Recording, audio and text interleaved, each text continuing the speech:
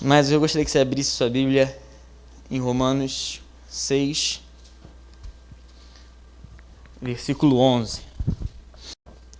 Diz assim: da mesma forma, considerem-se mortos para o pecado, mas vivos para Deus em Cristo Jesus.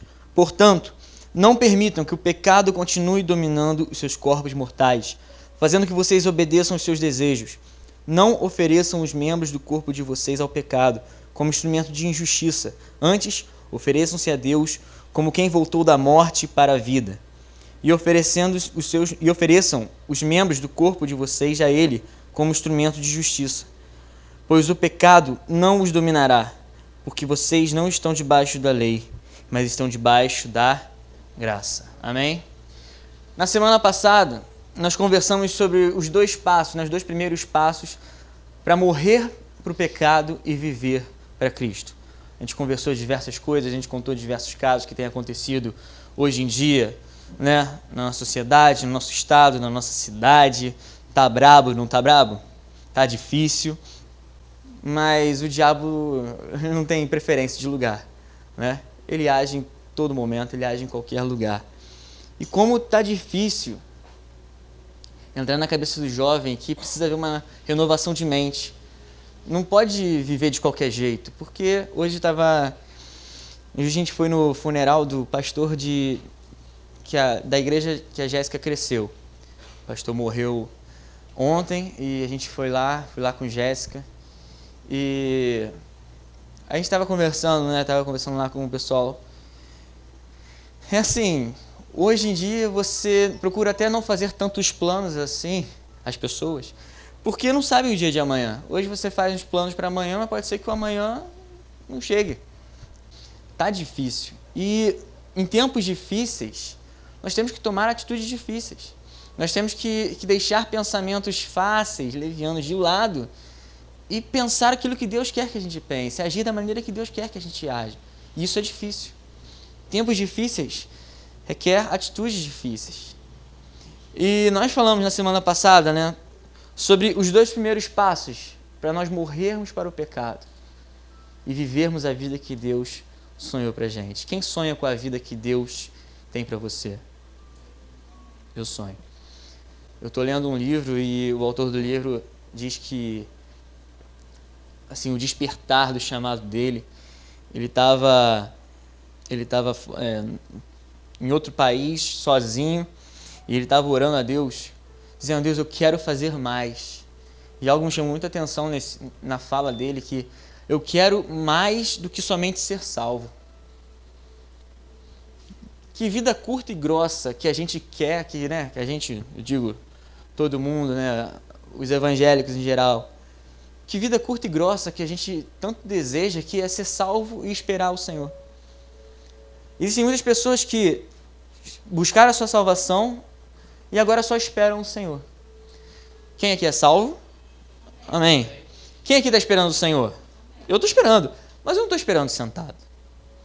Não é porque nós somos salvos, nós somos filhos de Deus, que a gente deve esperar o nosso Senhor voltar sentado. Existe muita coisa a ser feita. Amém? E me chamou a atenção isso nele. Falou para Deus: Deus, eu não quero somente ser salvo e esperar a tua volta. Eu quero fazer algo além. E fazer algo além é justamente estar liberado para fazer o que Deus chamou a gente para fazer, é estar livre do pecado. Estar livre da vida pecaminosa que o diabo preparou para a gente. Ao mesmo tempo que Deus mandou seu Filho Jesus para preparar uma vida em abundância para a gente, o diabo está preparando uma vida desastrosa para a gente. Uma vida no pecado. Essa é a vida que o diabo tem para a gente, uma vida triste, uma vida sem objetivos, uma vida sem ambição. Normalmente se fala ambição, né? Parece que... Entende? O mundo, ele quer tanto parar você que algumas palavras que podem te incentivar, ele acaba distorcendo. A ambição, ela é boa. Quando tem ambição na sua vida, de você estudar, você trabalhar, você ter sua casa, você ter seu dinheiro, você chamar seus amigos para ir lá comer aquele churrasco na sua casa, não é não? Você quer ter a ambição de quê?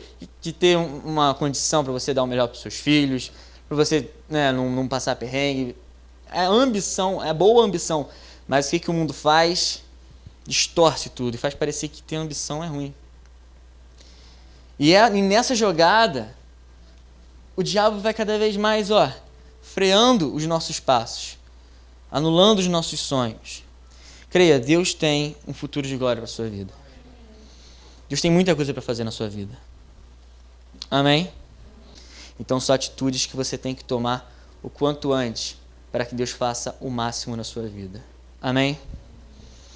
Então nós falamos semana passada que, primeiro, não devemos nos acostumar em viver no pecado. Eu estava depois pensando, né? E a gente fala que se amoldar é ceder, se amoldar é mais o quê? Se deixar levar, se acostumar. Mas de uma maneira óbvia ou não nos amoldar é não nos colocar em um molde. Assim como eu falei que o diabo ele tem uma vida desastrosa pra gente, ele fez um molde. Quem já fez bolo? Quem já brincou de massinha?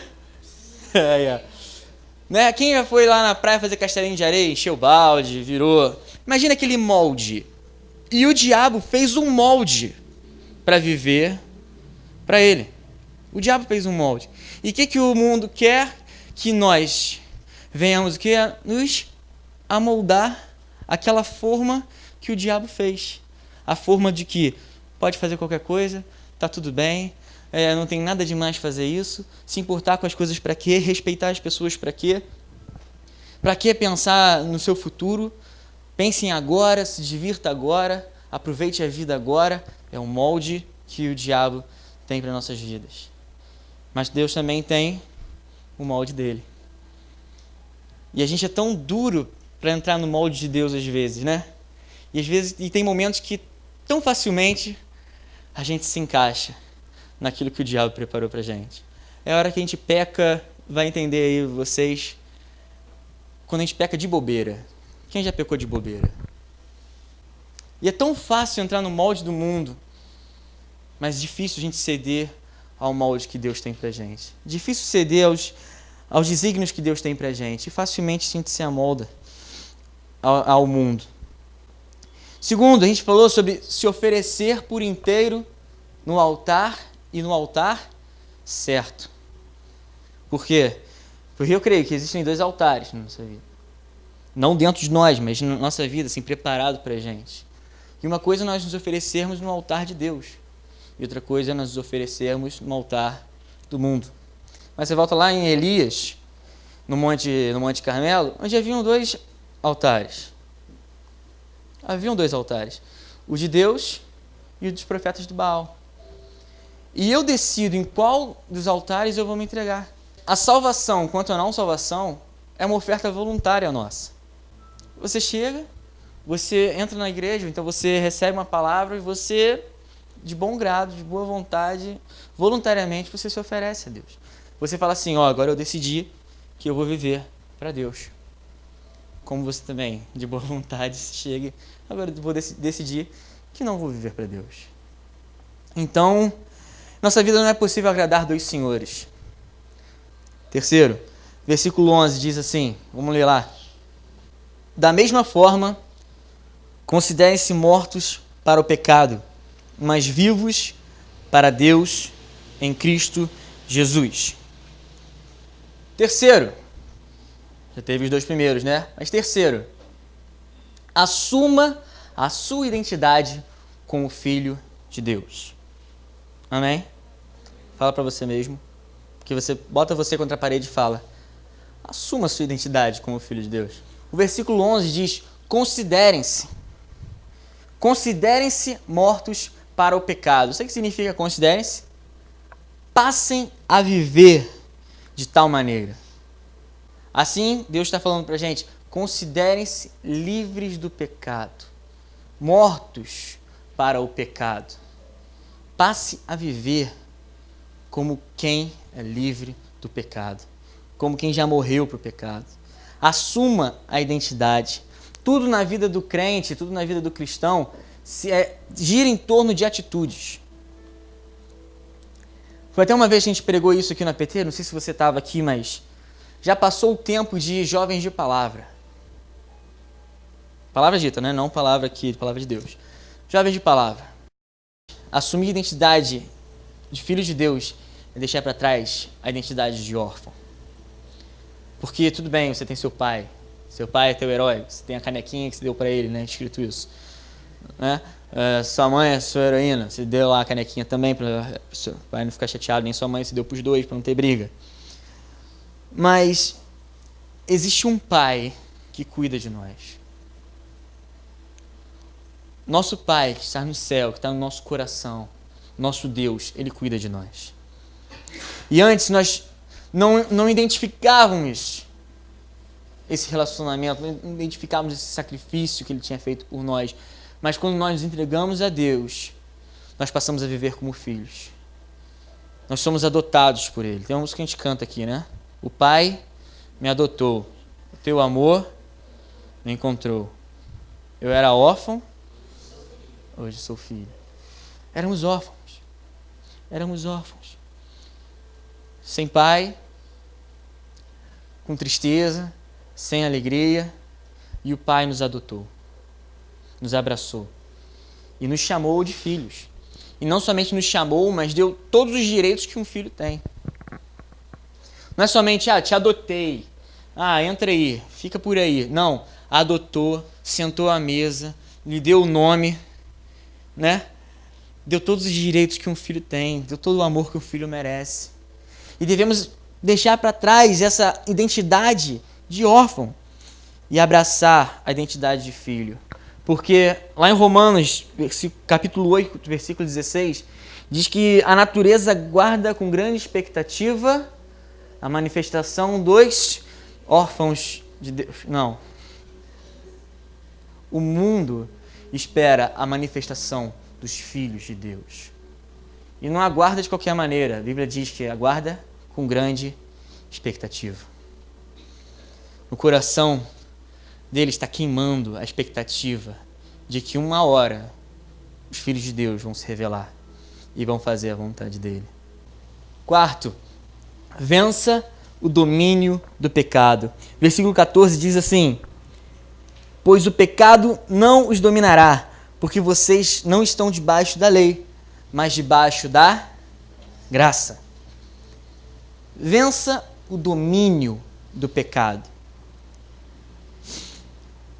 E o dominar o pecado, e eu coloquei aqui bem claro, é vencer o domínio do pecado, não ter domínio sobre o pecado. Porque tem muita gente que quer ter o domínio do pecado. E sabe o que é ter o domínio do pecado? Ter domínio é você dominar algo, desfrutando dele, sem correr muitos riscos, porque você domina. Porque muita gente acha que ter o domínio do pecado é saber pecar na hora certa. Saber até onde ir com o pecado. Você vê, né? Eu tenho aquele caso do alcoólatra que tá sóbrio. Quando vai começar a beber, não, eu sei a hora de parar. Eu sei até onde eu posso ir. Eu sei até onde meu corpo aguenta. Não é isso? O cara que tem um namoro mais quente. Não, a gente sabe a hora da gente parar. A gente sabe a hora... Ou então o cara que gosta de mentir. Não, eu sei o que falar. Eu sei, sabe, como distorcer um pouco a verdade sem estar na cara que eu estou mentindo. Assim são aqueles que querem ter o domínio do pecado. Porque está lá que o pecado não os dominará. E não está escrito que o pecado não dominará, mas você vai dominar o pecado. Domina o pecado, meu filho. Seja você o rei da mentira, o habilidoso na mentira, o habilidoso na trapaça, o habilidoso na desobediência. Sabe desobedecer sem ninguém perceber. Sabe cometer um pecado sem ninguém perceber. Deus não nos chamou para termos domínio sobre o pecado, mas para vencermos o domínio do pecado. Amém? E quinto, viva com a alegria de um filho de Deus. Versículo 13 diz assim: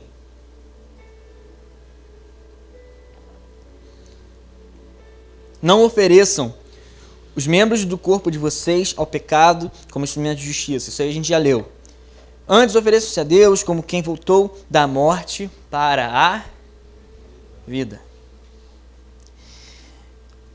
Você já percebeu a paz que reina em uma pessoa depois dela ser salva? Percebeu? Você já percebeu a paz, a alegria que vem numa pessoa quando ela tem um milagre, quando ela é curada?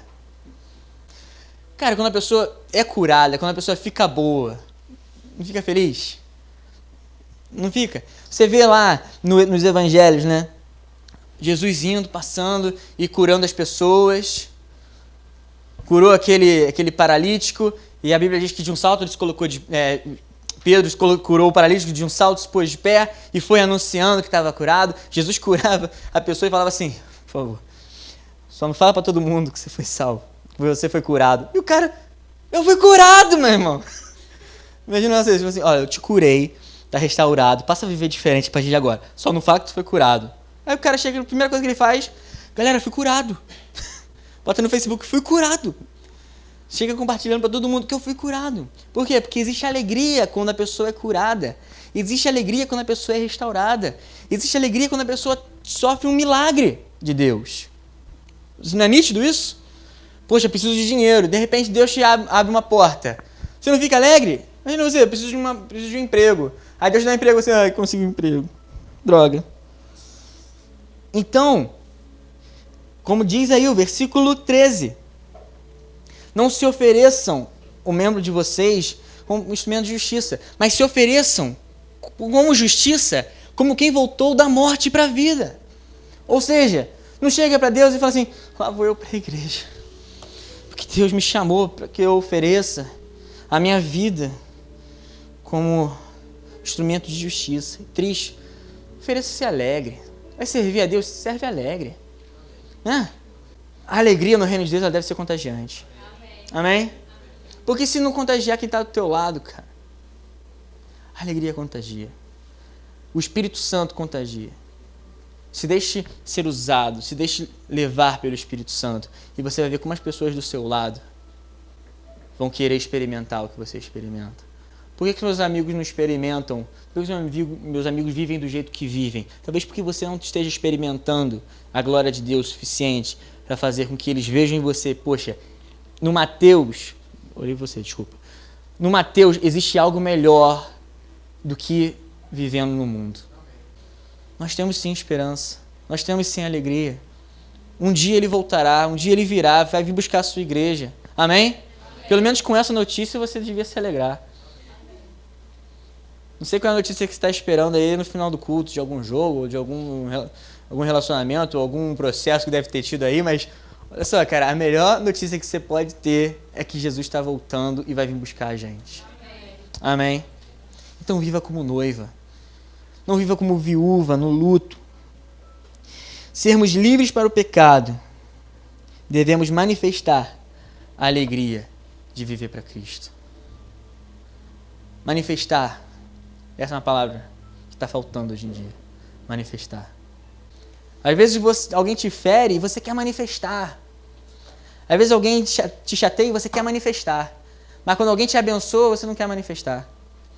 Às vezes o diabo tenta contra a sua vida e você quer se manifestar. O diabo tentou contra a minha vida, meu irmão. Isso, aquilo, meu irmão. Ele está furioso comigo, meu irmão. E Deus te abençoa e você... Deus te abençoa. Manifeste a alegria de viver para Deus. Manifeste a alegria de viver para Deus. A alegria do Senhor é a nossa força, né? Mas também ela é quem nos move. Nós somos movidos pela alegria. Como seria o reino de Deus se todos tivessem a alegria que você tem, o mover que você tem, a disposição que você tem? Às vezes é fácil falar e é fácil culpar A, B, C, D. Às vezes é fácil culpar. Mas, cara, o que nós temos feito? Tem coisas que você não precisa a pessoa te dar uma responsabilidade para você fazer diferente. Não precisa disso para você ser movido. Preciso de alegria para ser movido. Essa alegria do Senhor que me move. Então, se você diz assim, não tenho alegria, Deus quer te dar alegria essa noite. Deus quer te dar alegria essa noite. A alegria de servir, a alegria de estar na casa dele. O diabo, ele é como um ladrão na noite. O ladrão da noite vem, sabe como? Você está dormindo, está despreparado, você não está prestando atenção. Ele vem, pega. Ele vem devagarzinho. Depois a gente vai postar o vídeo da mulher que morava no porão. Aí, já viu o vídeo da mulher que morava no porão do cara? Depois eu mostro. Mas o que? O cara tava dormindo, a história nos Estados Unidos, a mulher tava morando acho que 1 ano e pouco no porão de um cara. E o cara começou a reparar, depois de 1 ano, começou a reparar, isso aí que é o mais legal do homem, né? Ele demora pra caramba pra perceber as coisas. Depois de 1 ano, ele começou, tem menos comida nessa geladeira. Essa cadeira não tava aqui.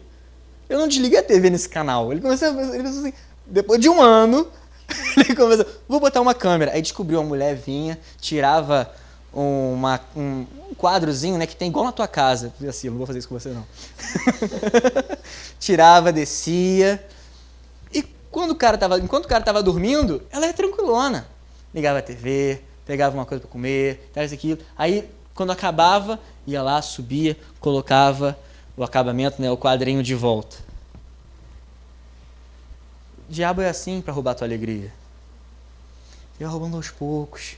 E quando você está despercebido, aí que ele tem liberdade. Quando você não está nem aí que ele tem liberdade. Aí que ele vai fazendo. Busca, assim, essa noite, pedir para Deus, Deus, me dê da tua alegria. Porque é a tua alegria que me move. Me faz entender que um dia sem a alegria do Senhor já me prejudica. Já me prejudica. Um dia sem desfrutar da alegria de servir a Deus já me prejudica. Ah, Davi, você está sendo muito radical. Não estou sendo radical. Estou mandando a real para você. Estou sendo sincero com você. Estou sendo honesto com você. Um dia, sem desfrutar da presença do Senhor, você já perde muito. Já perde muito. Quantos dias, né, que às vezes as pessoas falam assim, poxa, parece que quando vai na igreja, acontece alguma coisa. E quando parece que você não vem na igreja, acontece alguma coisa. Seja no culto, na palavra, seja no louvor, seja depois no pós-culto, alguma coisa aconteceu, alguma piada foi contada, alguma coisa aconteceu no domingo à noite que você não estava lá, você não percebeu. Vamos falar a verdade, eu falei aqui, quem não estava aqui, você não pensou assim, não estava aqui sábado passado, perdi alguma coisa? Perdeu mesmo, mas tudo bem, você estava em outro lugar, você estava fazendo outras coisas, mas você perdeu. Tem dias que a gente vai perder, tem dias que vai ter um sábado aí, mais pra frente, que eu não vou tentar no APT. Sabe o que vai acontecer? Deus vai fazer maravilhas aqui nesse sábado. Eu não vou estar aqui. Mas o dia que eu puder, eu vou estar aqui. Todos os dias que eu puder estar aqui na casa de Deus, eu vou estar. E eu vou estar com alegria. Porque a alegria do Senhor é que vai me mover. Amém?